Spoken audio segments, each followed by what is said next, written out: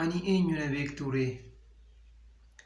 Bakki dhaloota kootii Tigraay Aadeddarraa of ta'ee jiraachuudhaaf baay'ee argadhu iyyuu carraa.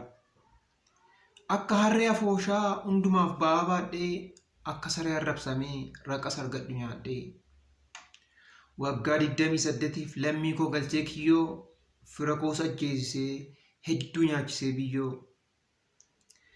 Kaayyoo gad qabee rafee akka saree kormaa mana diinaatti safee seeneera garee ormaa. Osoo natti tufanii kabaja koo wallaalee garaa koo naaf guutanii an faayidaan ilaale. Osoo gali jedhanii mana ormaa keessa turee ola deemaaf beekaa meeqa kichuu karaatti muree. As deemee achi deemee an gidduutti rarra'e yoo dhiifama naaf gootan amma of ta'uun dharra'e. Ani eenyu na beektuu ree? Eenyummaa koos naaf hin turre. Galatooma. Siif Tube subscribe gochuudhaan walaloo affeerama Latii Caalii Likkaasaa Finfinnee Oromiyaa.